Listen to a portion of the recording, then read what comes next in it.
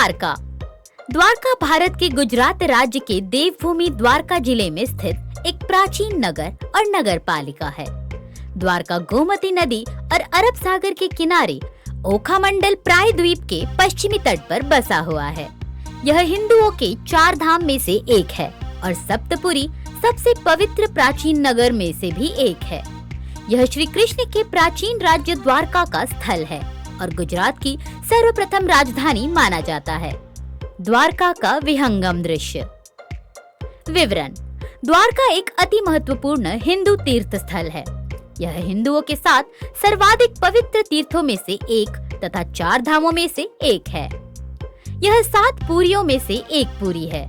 जिले का नाम द्वारकापुरी से रखा गया है, जिसकी रचना 2013 में की गई थी। यह नगरी भारत के पश्चिम में समुद्र के किनारे पर बसी है। हिंदू धर्म ग्रंथों के अनुसार भगवान कृष्ण ने इसे बसाया था। यह श्री कृष्ण की कर्म भूमि है। द्वारका भारत के 7 सबसे प्राचीन शहरों में से एक है। धुनिक द्वारका एक शहर है। कस्बे के एक हिस्से के चारों ओर चौहरा दीवार खींची है। इसके भीतर ही सारे बड़े बड़े मंदिर हैं। काफी समय से जाने माने शोधकर्ताओं ने पुराणों में वर्णित द्वारका के रहस्य का पता लगाने का प्रयास किया, लेकिन वैज्ञानिक तथ्यों पर आधारित कोई भी अध्ययन कार्य अभी तक पूरा नहीं किया गया। 2005 में द्वारका के रहस्यों से पर्दा उठाने के लिए अभियान शुरू किया गया। इस अभियान में भारतीय नौसेना ने भी मदद की।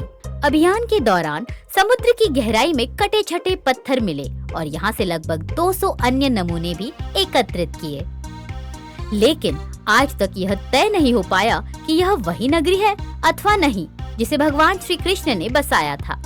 आज भी यहाँ वैज्ञानिक स्कूबा डाइविंग के जरिए समुद्र की गहराइयों में कैद इस रहस्य को सुलझाने में लगे हैं। श्री कृष्ण मथुरा में उत्पन्न हुए, पर राज उन्होंने द्वारका में किया।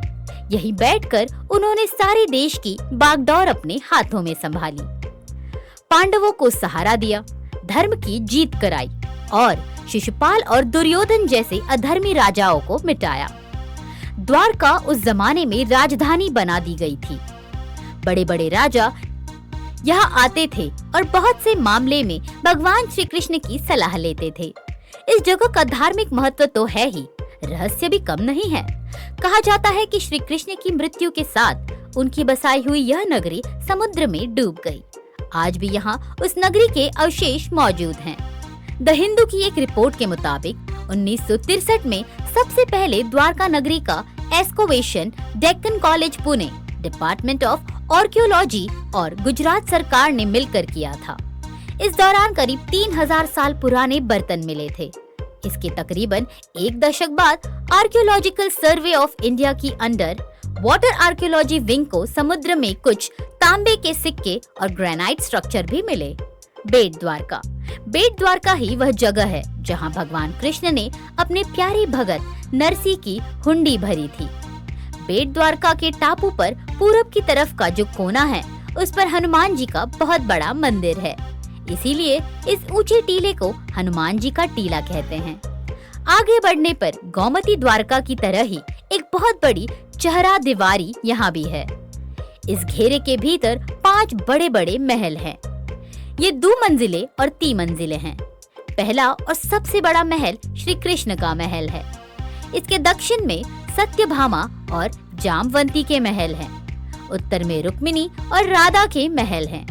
इन 5 महलों की सजावट ऐसी है कि आंखें चकाचौंध हो जाती हैं। इन मंदिरों के किबाड़ों और चौखटों पर चांदी के पतरे चढ़े हैं। भगवान कृष्ण और उनकी मूर्ति चारों रानियों के सिंहासनों पर भी चांदी मड़ी है।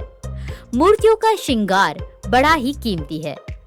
हीरे, मोती और सोने के गहने उनको पहनाए गए हैं। सच्ची जरी के कपड़े से उनको सजाया गया है।